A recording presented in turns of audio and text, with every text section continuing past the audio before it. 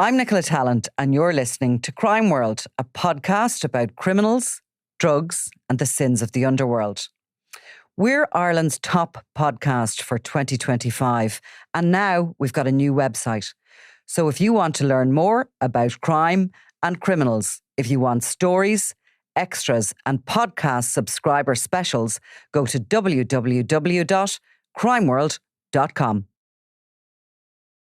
2026 is going to be a year that Charlotte Mulhall, who's dubbed one half of the Scissor Sisters, will welcome, as she is due to get full release later in the coming months.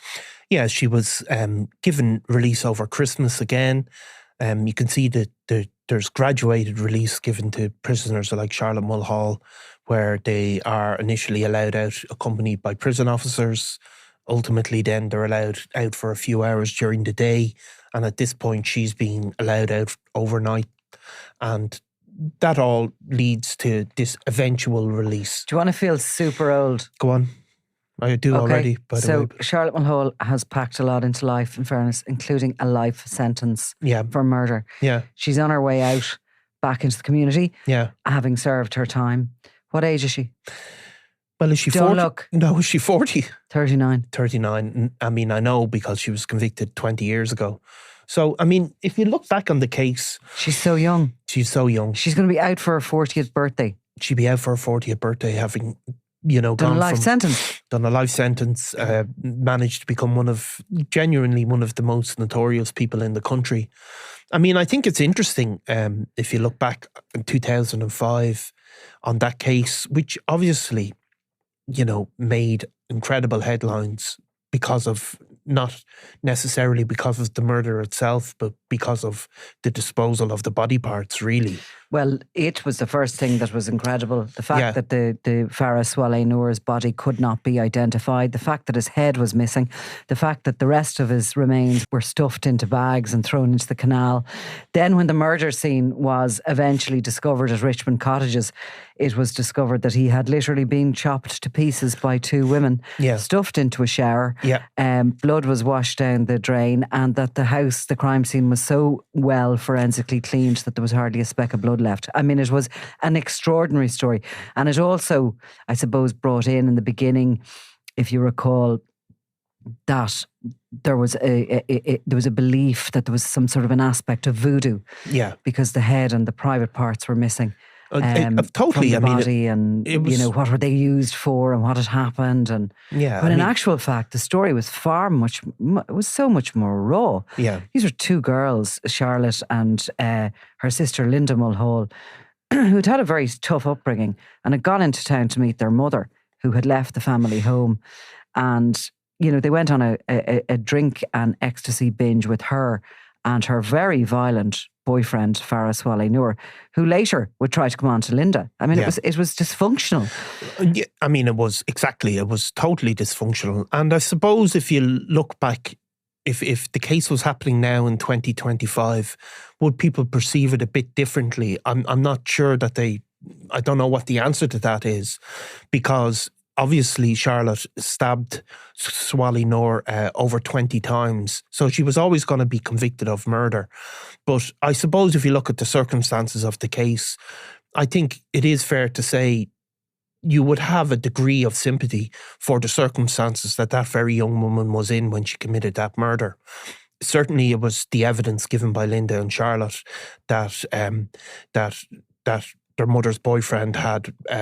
I think attempted to rape Linda was what was said, that he'd come on to her, that he had been a very violent person towards their mother, and that he was a very sinister character. And there was a huge amount of alcohol and drugs taken at the time. There wasn't exactly clear heads going on in that cottage in Richmond Cottages, but nonetheless, things got completely out of control. And I think, I would say, probably as opposed to the overkill of the stabbing, that it was the aftermath, really, and what happened that because it was convicted of murder, really. Yeah, because I do remember it, actually, and there was body parts found in a suitcase, and there was, I mean, the guards at that point at which he was found didn't know who he was. I mean, it was an incredible mystery. found up there near just off the north inner city. It's just not an everyday occurrence. So there was the initial stories were about, was this some sort of tribal murder? Was there some sort of voodoo ritual involved?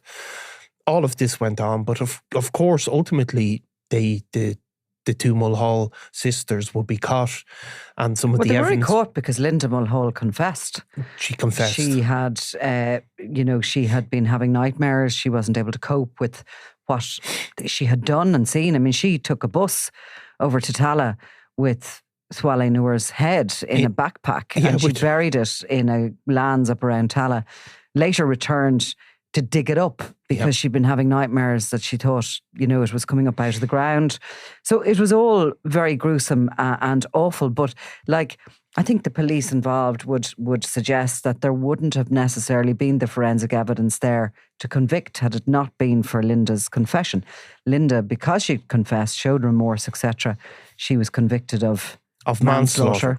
Yeah. And Charlotte, who had, I suppose, tried to get away with it, and had not confessed, she was dealt with far harsher by the jury. Yeah, I mean, look, if you stab somebody 20 times, you're likely to get a murder charge, and there is only one sentence for murder, which is a life sentence.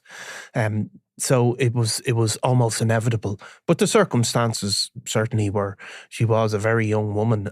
It was a very, very violent crime, but he was also, a character that was quite a sinister person. The case was huge. I remember the CCTV of them as well, carrying the bag, went around. I mean, there was just incredible interest in it.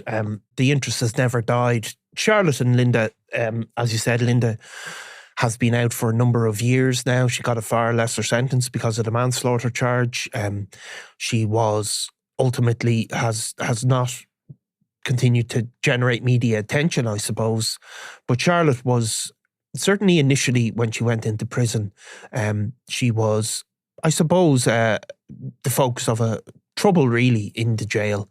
She's no longer. She's been a model prisoner, has she not been, since she has been moved to Limerick. She's in good nick nowadays. She's not totally kind of raising her head. She's but it took her a while to get that. Probably. Yeah. But, she was so young. She was so young, and obviously, no matter what way you look at it, through an awful lot of trauma.